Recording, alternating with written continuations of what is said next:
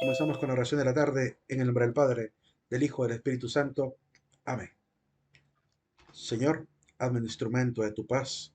Donde haya odio, ponga yo amor. Donde haya ofensa, ponga perdón. Donde haya discordia, ponga yo unión. Donde haya error, ponga verdad. Donde haya duda, ponga la fe. Donde haya desesperación, ponga esperanza. Donde haya tinieblas, ponga la luz. Donde haya tristeza, ponga alegría. Haz, oh Maestro, que yo busque consolarnos, ser consolado, comprendernos, ser comprendido, amarnos, ser amado. Porque dando se recibe, olvidando se encuentra uno en ti, perdonando se es perdonado y muriendo a sí mismo se resucita de la vida. Amén. En el nombre del Padre, del Hijo y del Espíritu Santo. Amén. Vamos al aula virtual para colocar la asistencia cotidiana. Bienvenidos a los que acaban de entrar. Vamos a poner el presente de este día con la contraseña siguiente. La primera asistencia es la palabra padres. La palabra padres.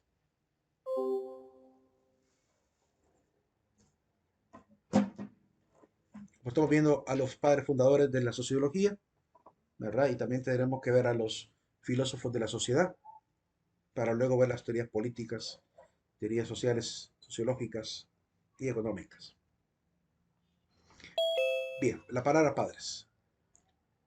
Ahora voy a compartir la diapositiva para proseguir con Augusto Comte, que es el que íbamos a empezar a ver el día de hoy. Dejaré de compartir esto. Comparto la diapositiva ahora con el tema de Augusto Comte. Vamos a ver acá arriba.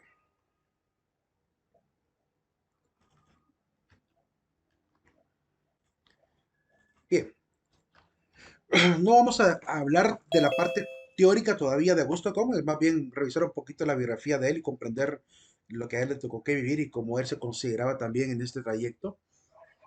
Eh, Él nace en una ciudad francesa llamada Montpellier en el año 1798. El año correcto creo que es 1798, aunque aquí a la par me equivoqué, le puse 1789. Ingresó a la escuela politécnica ahí por 1814, fue expulsado por ser republicano.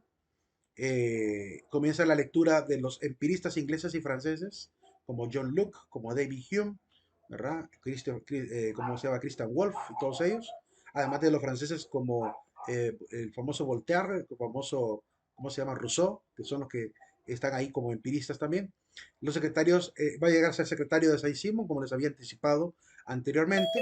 En el año 45 conoce a Clotilde de Vaux, que va a terminar siendo su inspiración para tener esta imagen un poquito más mística, diríamos, del positivismo, al punto que él quiere convertir al positivismo en una especie de religión de la humanidad, donde lo que va a primar específicamente será la ciencia. Inicia obviamente entonces con este pensamiento romántico y místico la enseñanza filosófica de esta teoría que hoy llamamos positivismo. Va a tener después, al final de sus días, una etapa conservadora. Dime, Elvis. Disculpe, ¿cuál era la palabra? La palabra es la palabra padres. Padres. Tuvo una Gracias. etapa conservadora, ¿verdad? En la cual va a proclamar al positivismo, como les digo, como una especie de religión, donde él se considera el sumo sacerdote. Eh, por esta visión incluso de la historia de la humanidad. Cuando veamos un poquito de lo que es el positivismo más adelante, veremos cómo él incluso intenta explicar la historia desde un punto de vista religioso, ¿verdad? Tratando de decir, bueno, que la religión antigua ya se superó, la de la edad, diríamos, metafísica también se superó, y ahora viene la etapa de la religión positiva. Y eso es lo que intenta de alguna manera decirnos con esa distribución de la historia en tres etapas. Él se considera, como digo, sumo sacerdote de esa nueva religión y funda lo que se llama la Iglesia Universal Positivista en el año 1848, donde los seguidores del positivismo pues seguirán siendo los que van a difundir sus principales enseñanzas. Muere en el año 1857. De hecho, también tuvo tres etapas, ¿verdad? Así como tuvo dos etapas de tipo filosófica, una muy, diríamos, muy ligada a la parte del derecho, a la república, esta idea, y la segunda parte un poco más mística. Tuvo también tres etapas en la forma de escribir obras, incluso en el interés que tenía en cada uno de los años. Quiero que veamos, ella es Clotilde Bo, la que le va a inspirar esta imagen un poco así mística de la filosofía. Luego, en esa misma filosofía, donde él empieza a escribir obras, pues podemos notar al menos tres de momentos diferentes. Desde el año 1820 a 1826, la intención de él era reestructurar la sociedad a partir de una visión completamente científica, mejor diríamos, casi cientificista, que es lo que realmente intenta explicar cómo debe ser la acción del Estado, ¿verdad? A la luz de esta visión de operaciones cientificistas. Por lo cual él elabora un plan de operaciones para esto, para este cometido. Luego de 1830 a 1850 escribe la obra magna, la obra más importante y la más famosa de él, que es la de Curso de Filosofía Positiva, donde va a establecer también junto con la obra Discursos del Espíritu Positivo los principales pilares de la teoría que vamos a ver más adelante. Luego, de 1851 a 1857, escribe un sistema de política positiva y el catecismo de la Iglesia Positiva o catecismo positivista, con esta visión, como diríamos, más fanática en realidad.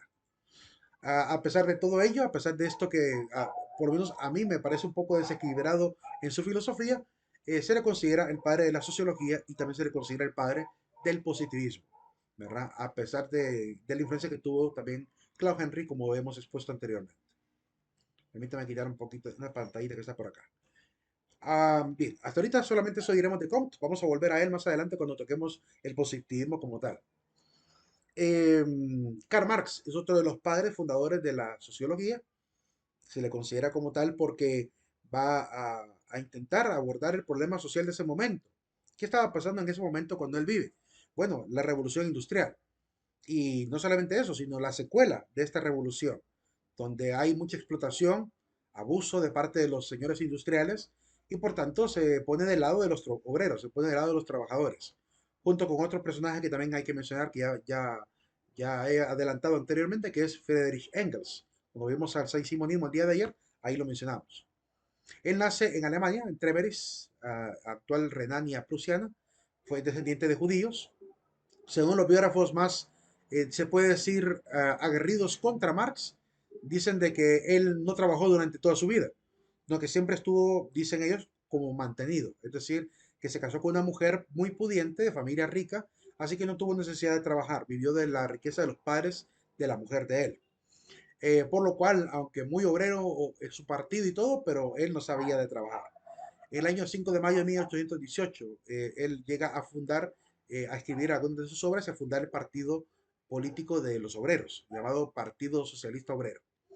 Llega a ser doctor en filosofía de la Universidad de Jena, en Turingia, Alemania, ¿verdad? Y luego de esto, pues se dedica a un incansable intento de reforma de la sociedad, ¿no? Por medio de una especie de revolución obrera, donde se va donde están las fábricas, se va con los trabajadores, les convence de un proyecto prácticamente para poder llevar a cabo una especie de partido político con el cual de alguna manera dobleguen a estos que explotan al pueblo y sabe, y entiende muy bien, igual que Engels, entienden que la única manera para poder lograr llevar al obrero a ser esa clase industrial fuerte, y mejor dicho, para acabar con las clases sociales y dejar que realmente todos sean simplemente obreros, hay que obviamente hacerse del poder. Toca que jugarle a la búsqueda de ¿cómo se llama? Del adquirir obviamente el poder político, porque creen que es la única manera de poder cambiar y darle la dictadura en manos al obrero, ¿verdad? Es una dictadura del proletariado, lo que realmente él pretende hacer. En el año 1864 va a intentar fundar una primera asociación de trabajadores, la primera AIT se le llama, ¿verdad? Donde obviamente va a estas fábricas, convence de hacer una especie de sindicato, ¿verdad?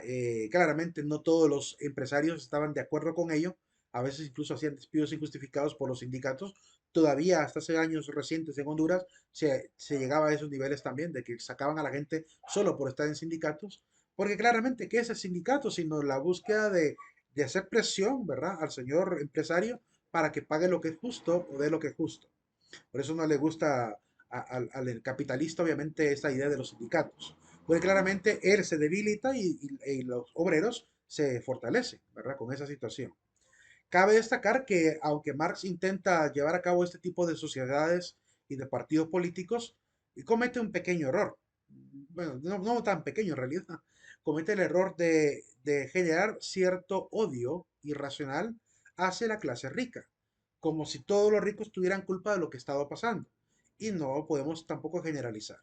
No podemos generalizar. Hay algunos ricos que hacen todo bien conforme a la ley, que pagan lo justo y dan lo justo al trabajador, y hay otros que sí se estaban aprovechando, acaparando y siendo mezquinos.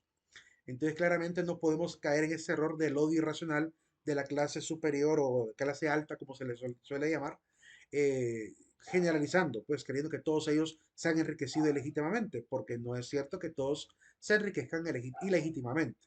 Por ejemplo, hoy en día a todo el mundo le consta que Mark Zuckerberg, que hoy en día es multimillonario, se volvió rico, diríamos, legítimamente. ¿Por qué? Porque funda una red que se volvió muy popular y que está repleta de publicidad, ¿verdad? Y entonces claramente eso lo llevó a enriquecerse. ¿Quién podría venir a decir hoy en día que Mark Zuckerberg no merece la riqueza que él tiene? Si no se la robó a nadie. Son los patrocinadores los que le dan a él el dinero por meter la publicidad en medio de ahí en medio de los perfiles de la gente. Entonces, claramente, este es quizá lo que sí pueda criticársele fue aquella suposición o aquella alerta que lanzó el Congreso de Estados Unidos sobre el robo de información y venta de información. Pero queda muy claro también con lo que él mismo explicó, que la información que supuestamente él vende es información que bajo contrato de Facebook la gente regala a Facebook. Porque ahí hay un contrato, una declaración de privacidad de lo que el Facebook va a utilizar y de lo que no va a utilizar. Y los que no lo hayan leído, pues no se dan ni cuenta que le están vendiendo prácticamente sus datos a Facebook gratuitamente. ¿Verdad? Cada vez que yo creo un perfil, yo acepto la declaración de privacidad y dentro de la declaración queda claro que ellos van a manipular los datos para, primero, para darte a conocer lo principal de la publicidad que te deba llegar, ¿verdad? Para bombardearte con la publicidad de los mismos patrocinadores. Y segundo, para ver también de la parte estadística, ¿verdad? De lo que haces, de lo que no haces, de si le das clic a dar letrero, qué funciona y qué no funciona en marketing. Toda esa información valiosa que mucha gente quiere estudiar para ver cómo también posicionar productos. Entonces, claramente, el que se hace rico no siempre se vuelve rico de manera ilegítima. Muchos sí lo logran con mucha astucia, ¿verdad? Y con mucha capacidad también estratégica.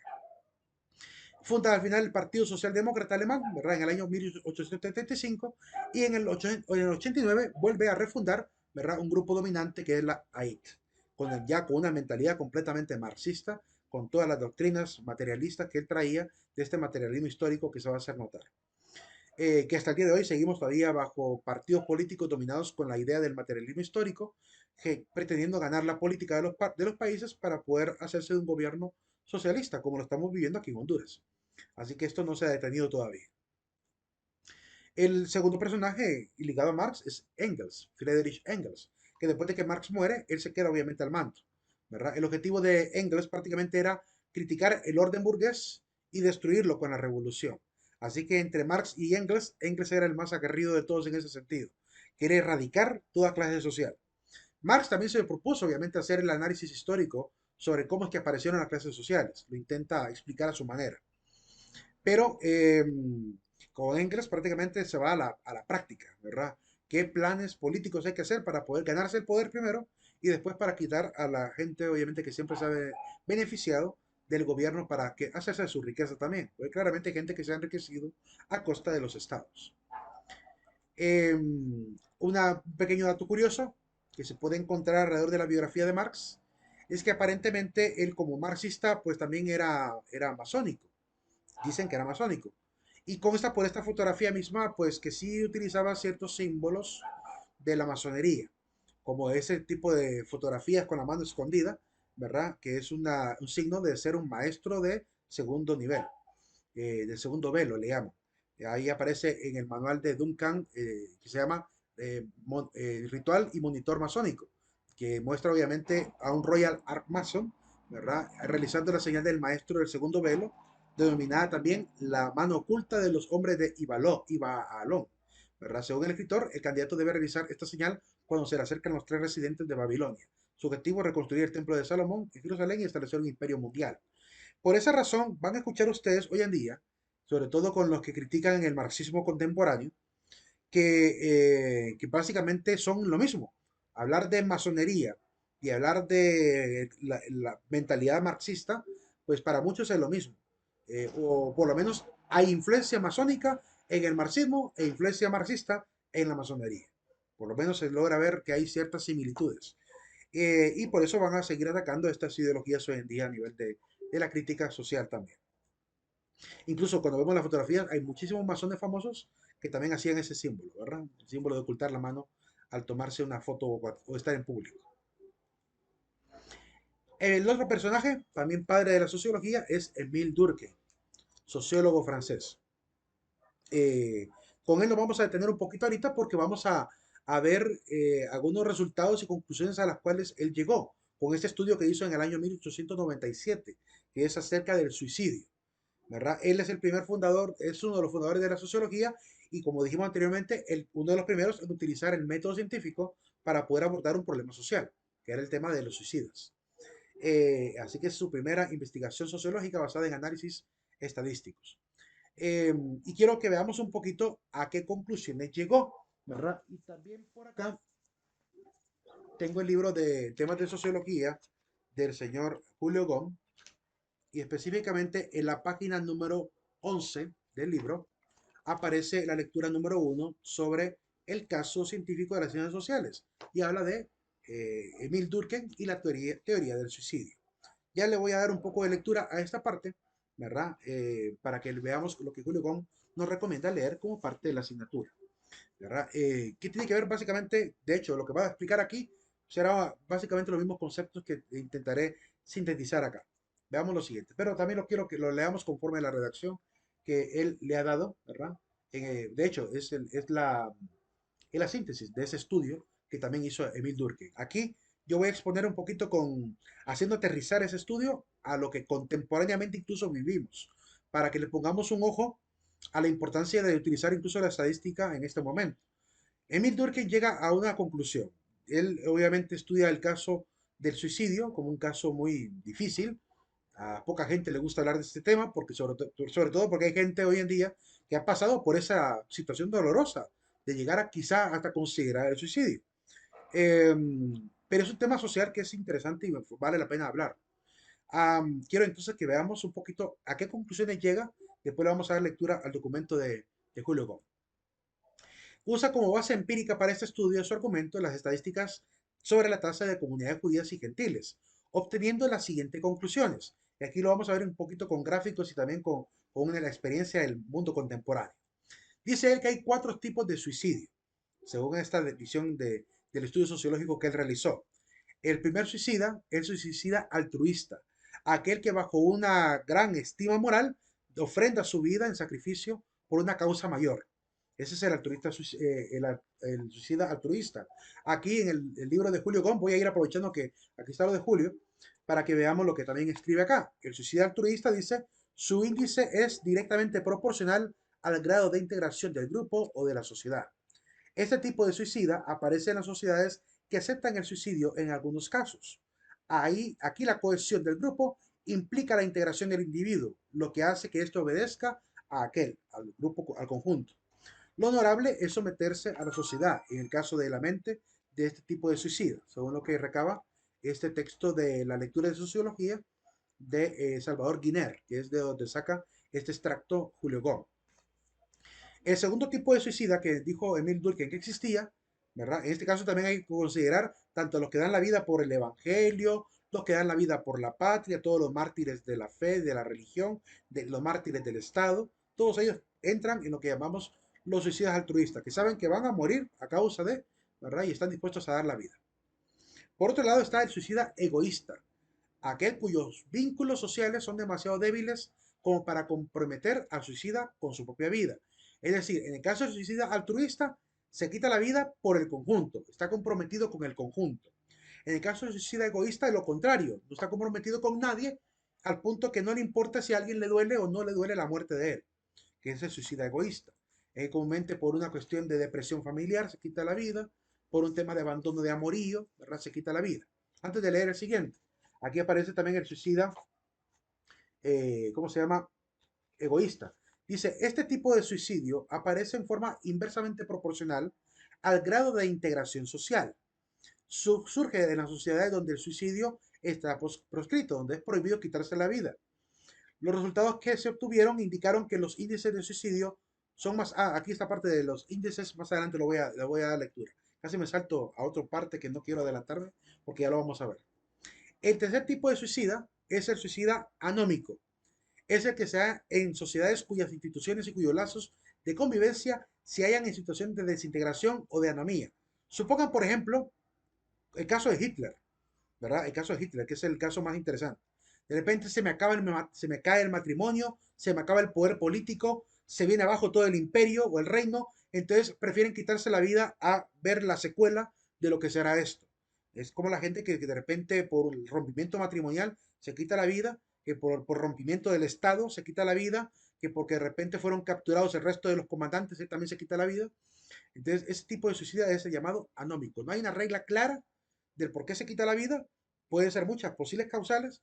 Puede ser la vergüenza, puede ser la decepción, puede ser la impotencia de verse prácticamente en posibilidad de ser arrestado y juzgado por los enemigos, ¿verdad? O incluso el dolor de no poder sobrellevar quizá el estar solo, como el caso del suicida por el caso matrimonial. Ese es el suicidio anómico, así que ahí hay muchas cosas que pueden influir. Aquí en la fuente de temas de sociología dice, el suicidio anómico. Su índice varía con la fluctuación económica. Tanto en las épocas de crisis como de opulencia se crean situaciones en que falla la cohesión social. Surge un estado de anomía, donde no hay regla alguna, de los que son víctimas los individuos menos integrados y por lo tanto más inclinados al suicidio. Y puse de ejemplo a Hitler porque fue lo que Hitler hizo. Cuando a Hitler prácticamente lo van a querer capturar, estaba en un búnker, se dio cuenta que estaba acorralado, ¿verdad? Manda a matar prácticamente a todos sus familiares, ¿verdad? A su misma sobrina, y al final se pega un tiro, ¿verdad?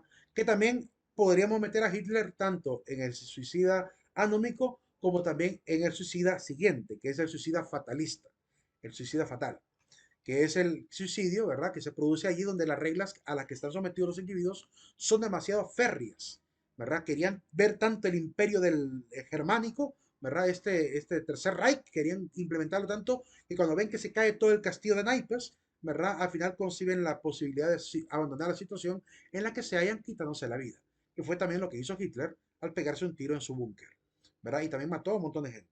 Se supone que ese es el cadáver de Hitler, ¿verdad? Con el disparo en la cabeza. Aquí, en cuanto a esta parte, pues, bueno, viene lo que a continuación voy a explicar un poquito sobre dónde se da más o menos, en qué proporción se da el suicidio, dependiendo del tipo de sociedad, dependiendo del tipo de cohesión, dependiendo de la circunstancia de vida, que son algunas conclusiones a las cuales llega Emil Durkheim a partir de este estudio sociológico del suicidio del año 1836. Entonces aquí quiero también hacerlo aterrizar un poquito a la actualidad, para que veamos que estas reglas que él desde el año 1800 estableció para interpretar la sociedad, aparentemente se siguen dando. Porque seguimos viendo hasta ahorita los cuatro tipos de suicidas. Todavía hay gente que se quita la vida porque perdió el sistema completo, como le pasó a los nazis. Hay gente que se quita la vida porque perdió una pareja. Hay gente que se quita la vida porque cree que no le importa a nadie. Y gente que se quita la vida o que da la vida ofrendándola por una causa justa. O sea que sigue existiendo los mismos cuatro elementos que él enumeró. Pero también hay otra serie de normas, o mejor dicho, de diagnósticos que ayudarían a entender dónde se puede dar más el suicidio de manera anticipada, casi como que fuera señales de alerta que podemos incluso ponerle mucha atención y cuidado para cambiar quizás hasta la cultura de esos lugares donde vemos estos signos y evitar que quizá la gente pueda llegar a este nivel de suicidio, ¿verdad? Que es lo que vamos a ver a continuación. Dice que hay mayor influencia de suicidios en sociedades donde hay mayor fluctuación económica, es decir, donde más riqueza hay mayor cantidad de suicidas. Donde menor riqueza hay menos cantidad de suicidas. Incluso tiene que ver hasta con el tema de la riqueza. Porque miren, por ejemplo, todos estos famosos, todos ellos alcanzaron la fama y alcanzaron la gloria en todos los niveles. Está Kurt Cobain con su grupo de Nirvana, Elvis Presley también, ¿verdad? Cayó por los barbitúricos, según se cree. En el caso de la Marilyn Monroe también, víctima de los barbitúricos de la drogadicción. Jim Morrison, ¿verdad? Del grupo, ¿cómo se llama? De The Cars. Tenemos ahí a esta Nicole, ¿cómo se llama esa muchacha? Nicole, Ana Nicole Smith se llamaba ella, ¿verdad? Yo me enteré de la existencia de esta mujer porque miraba siempre en TV y en el programa de NTV salía una serie de, como una especie de reality show donde ella salía, ¿verdad? Que se supone era una chica dedicada al Playboy. Y el actor de cine, ¿verdad? De Heath Ledger, que hizo el papel del Guasón en la película de Dark Knight. Todos ellos alcanzaron riqueza, fama, ¿verdad? Y prestigio. Y a pesar de ello, miren que no les salvó de correr el riesgo de perder la vida, sea porque cayeron víctimas de la drogadicción, sea porque se drogaron, o en el caso de Kurt Cobain, que se pegó un escopetazo en la cara. Entonces, este tipo de situación suele ocurrir muy a menudo, hasta el día de hoy lo seguimos viendo. Dice, según aquí el autor, que es Salvador Guiner, la proporción de los suicidios sería mayor en los países de mayor riqueza abundante y sería también sería mayor en la ciudad que en el campo, dice este artículo respecto a la fluctuación económica. Así que mayor suicidio en lugares de riqueza, menor suicidio en zonas rurales y de menor riqueza. Aquí también está lo de mayor suicidio en ciudades y menor suicidio en lugares de campo. De hecho, la gente que vive en el campo es un poco más feliz. Eso es sería, consideraríamos quizás hasta absurdo, porque creeremos a veces que las cosas o los objetos o los bienes nos llenan de felicidad. Sin embargo, hay mucha gente que se ha acumulado en riqueza y ha llenado, ya voy a llegar a esta parte, y se ha llenado de bienes y aún así viven una vida vacía, ¿verdad? Como que nada, ya nada les satisface. Es como esta gente que de repente contrata canales de televisión y tiene 200 canales y pasa pasando de canal a canal, de canal a canal, porque no le satisface ver nada. Está distrayendo la vista nada más y no tiene ningún afán ni ningún gusto. No disfrutan nada de lo que hay ahí. Hay 200 posibilidades de divertirse, de entender, aprender y conocer. Y aún así está perdido. Es solo pasar canales y solo quedarse con lo más amarillista de lo que pueda haber. ¿Verdad? Esa gente lleva mucha tristeza en el corazón. Entonces, es una cuestión también interesante que de alguna manera se puede constatar con lo que Emil Durkheim recaba.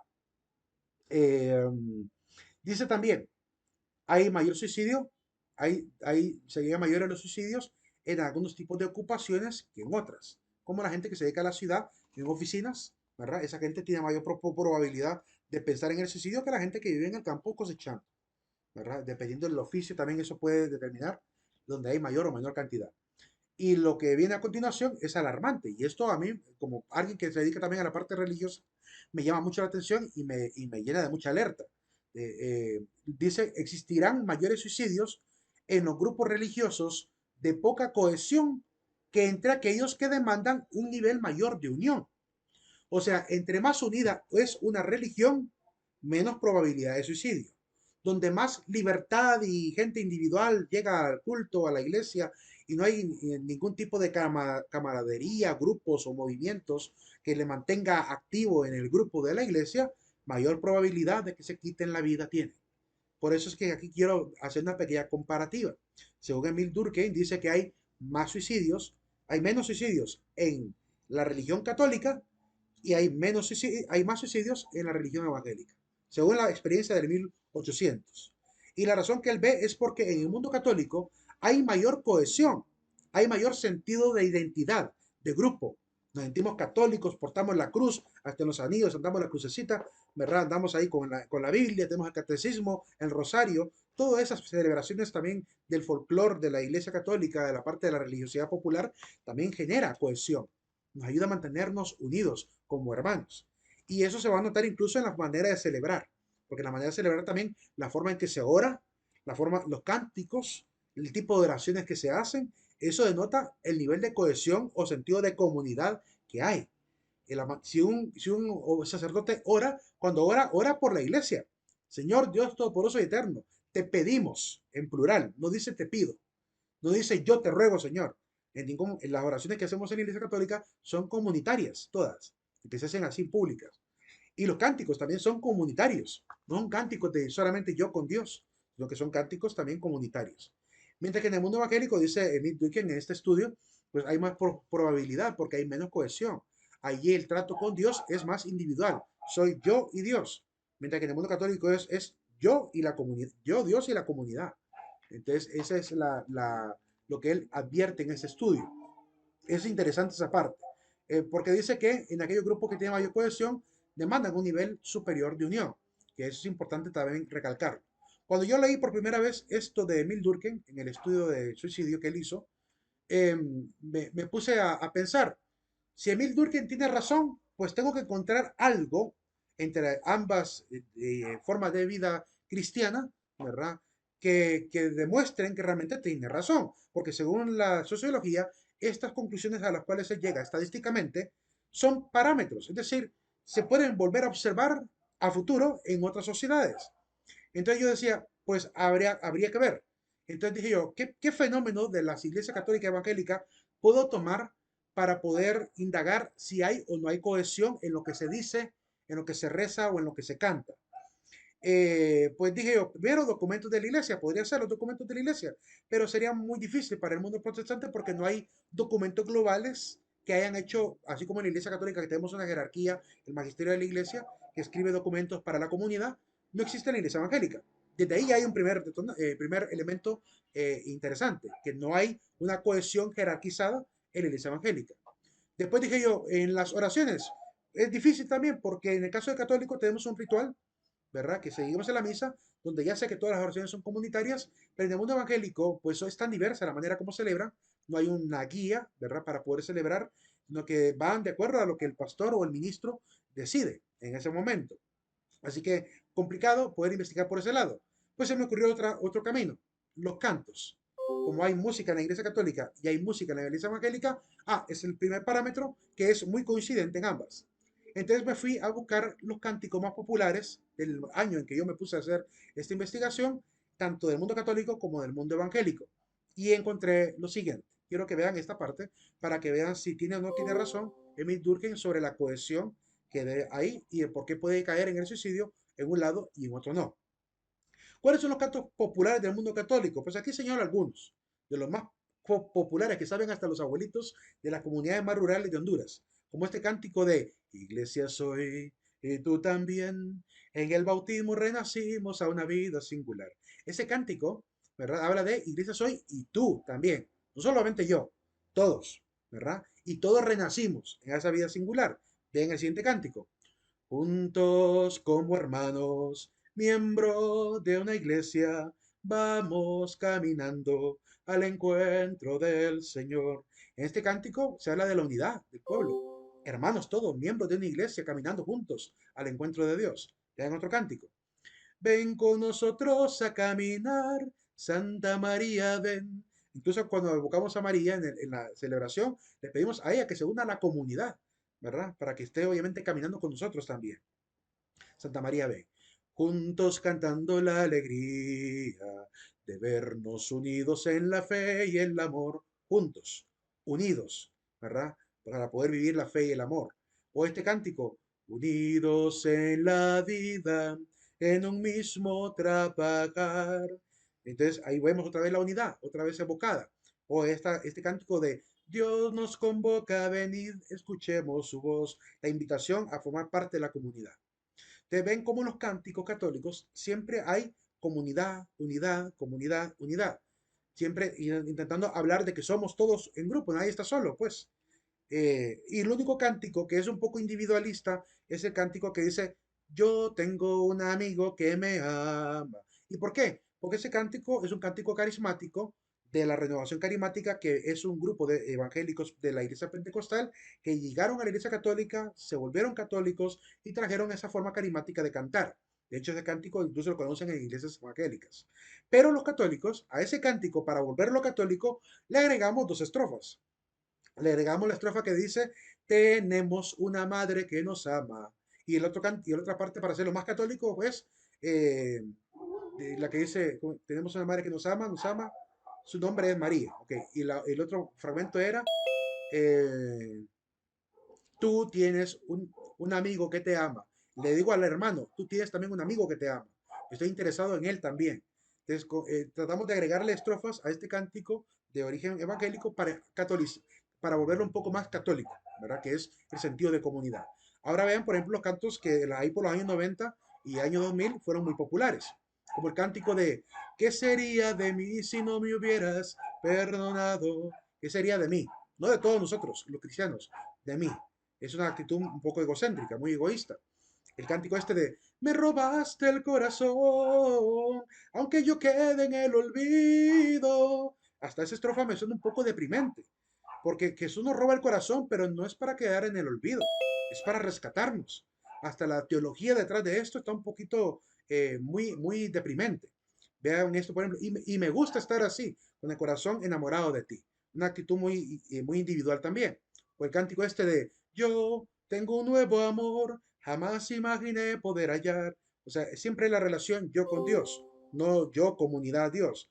En el mundo católico sabemos que no, todo el mundo llega a Dios por el sentido de comunidad, por el sentido de sociedad. Es en la iglesia donde conocí a Cristo. Es por la iglesia que conocí a Cristo. No lo conocí solo. Es porque alguien me lo predicó. Es porque alguien me lo enseñó. Es porque mis padres me lo inculcaron. Entonces no es una relación de yo solamente con Dios, sino yo a través del hermano, ¿verdad? También con Dios. Me has tomado en tus brazos y me has dado salvación. Ya no es que la salvación nos la dio a todos, sino que solo a mí, me la ha dado a mí. Quiero levantar mis manos, quiero levantar mi voz. Una invitación a alabar, pero individual. Yo alabando y yo levanto las manos, ¿verdad? Es decir, la parte de alabanza comunitaria no se nota tanto. El único cantante que he podido ver últimamente que sí escribe cánticos con un sentido de comunidad es más Marcos Witt, pero Marcos Witt más bien es criticado por, lo mismo, por la misma comunidad evangélica, que ya he visto yo en algunos videos donde él mismo ha intentado defenderse de los ataques que ha recibido de la misma iglesia, de las mismas iglesias evangélicas, que le llaman apóstata, que le llaman hereje, solamente porque en una ocasión fue invitado a Luna Park, Argentina, para poder cantar junto con la renovación carismática en una oración por la paz en conjunto. Católicos y evangélicos orando juntos a Dios por la paz. Él amenizando con la música y los católicos orando junto con él.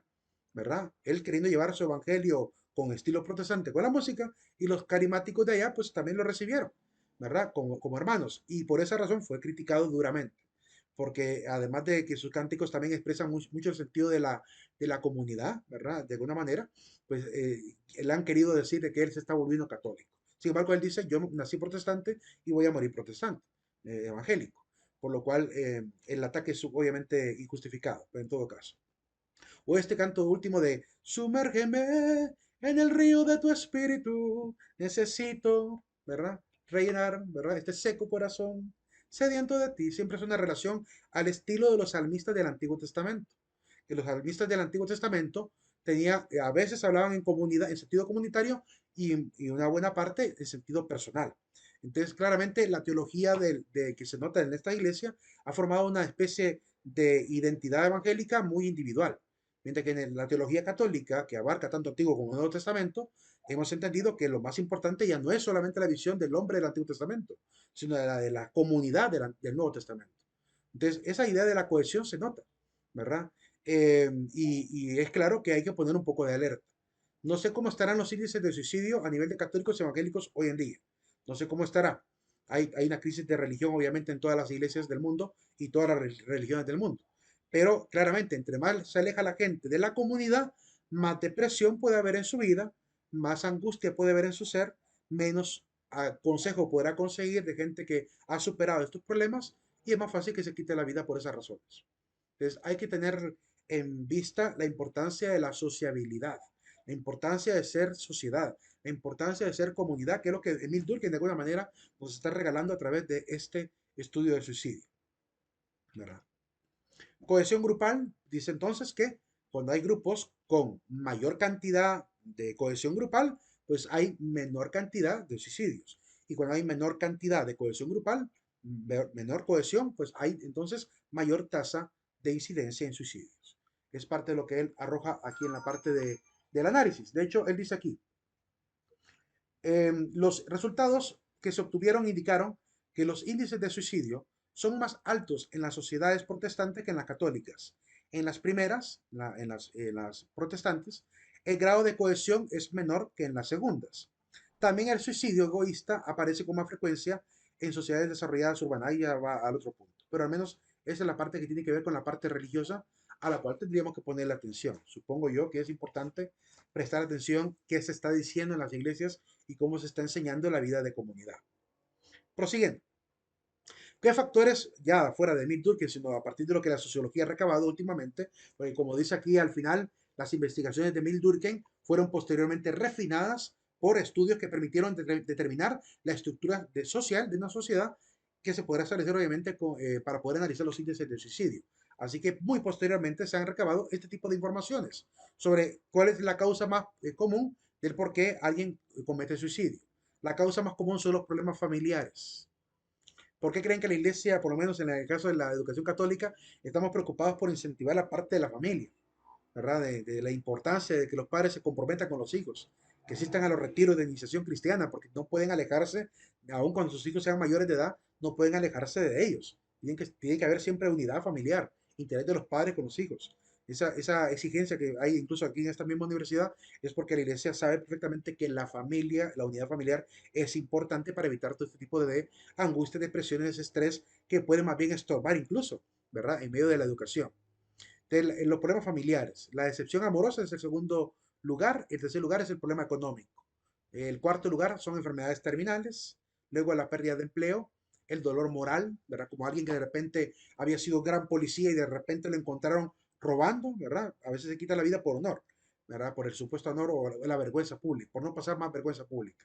El delirio, que puede ser que alguien desequilibrado se haya quitado la vida, metido en alcoholismo o alguna estupefaciente, por duelo, porque de repente perdió a alguien y se quiere ir con él, ¿verdad? Y algunas causas que no se ha encontrado el móvil del por qué se quitan la vida.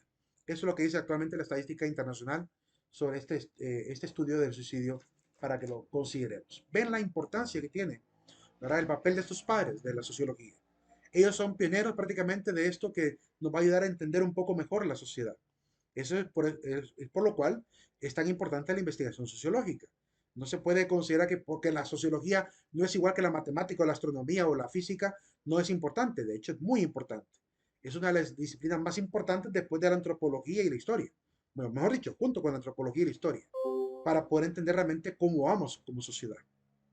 Y presta un gran servicio. Como ya hemos dicho, pues el servicio de prestar datos que ayuden a tomar decisiones a futuro. ¿Alguna pregunta hasta ahorita o comentarios sobre lo que fue este personaje, Emil Durkheim, y su teoría del suicidio? ¿Qué opinan? ¿Qué les parece este estudio que él realizó?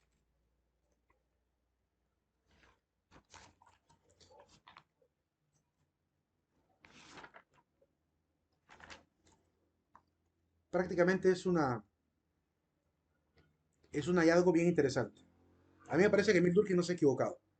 Me parece que está muy objetivo el estudio, extrapolable hasta nuestros días, ¿verdad? Para que realmente podamos ver esos síntomas que hay que poner en alerta, ¿verdad? Porque eso puede traer graves problemas a nivel de las familias. Bien, prosiguiendo, si no hay preguntas. Otros datos estadísticos sobre Honduras, específicamente alrededor de este estudio del suicidio que estamos abordando dentro del tema de Emil Durkheim.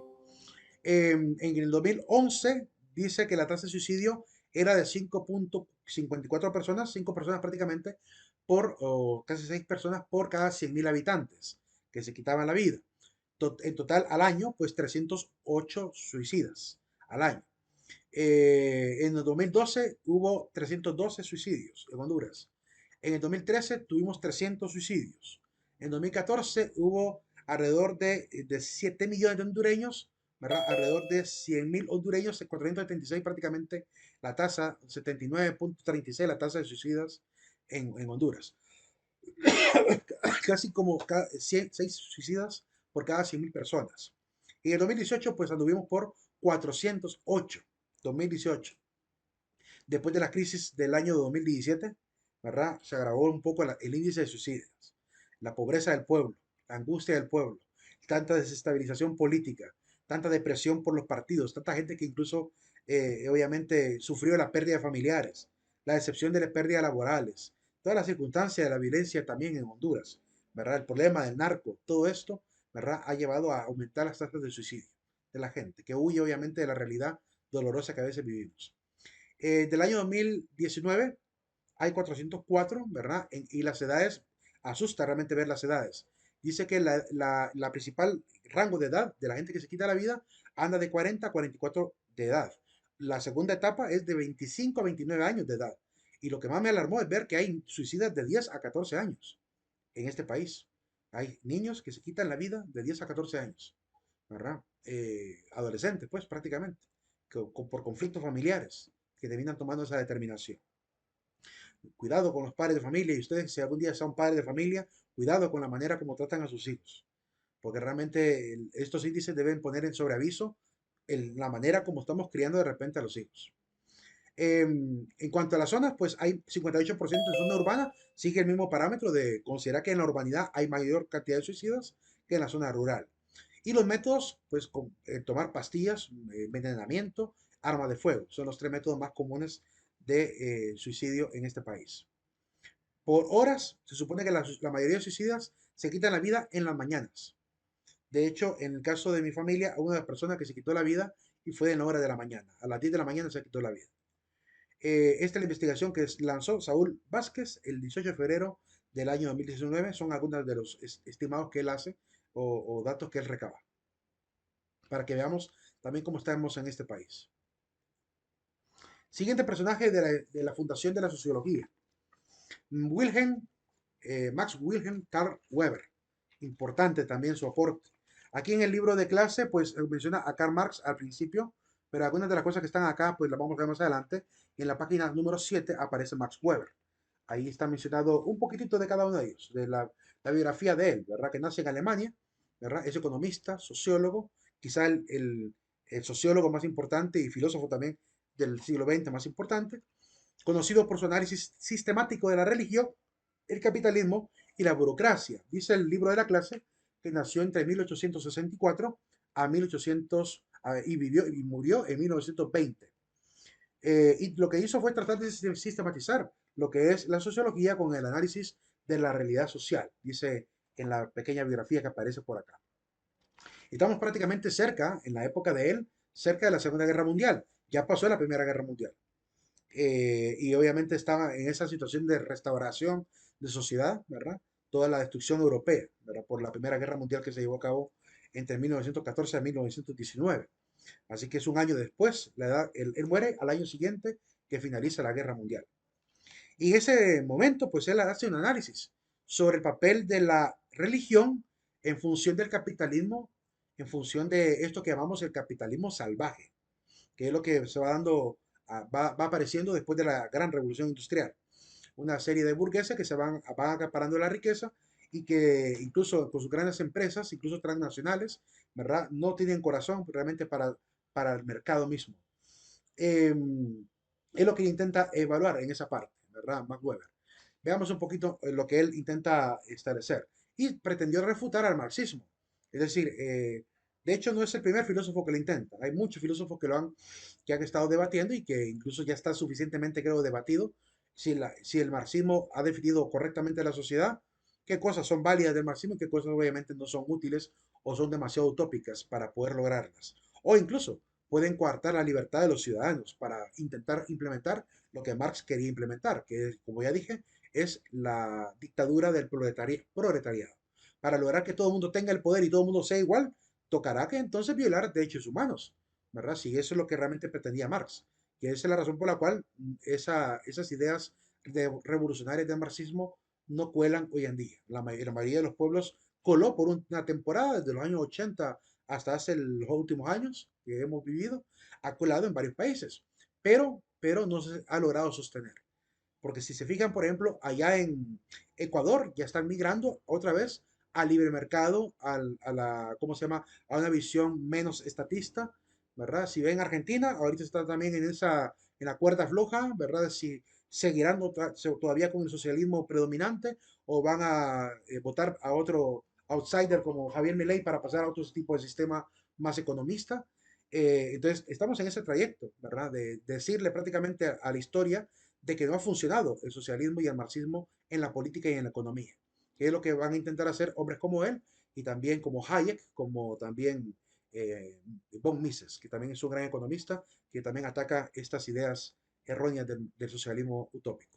Bien, ahí nos vamos a quedar, vamos al aula virtual para poder firmar la asistencia final. Ya les digo cuál es la contraseña final, permítanme un segundo. La contraseña final es la palabra Marx. Estamos ya avanzando con ellos, así que pero en minúscula, eso sí, Marx en minúscula. Pasen un excelente fin de semana y buenas noches a todos.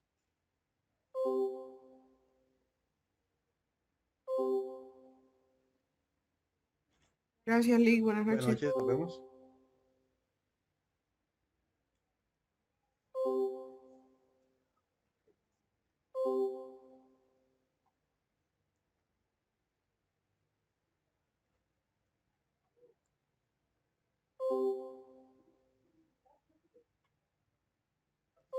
Solo como 30 vinieron hoy.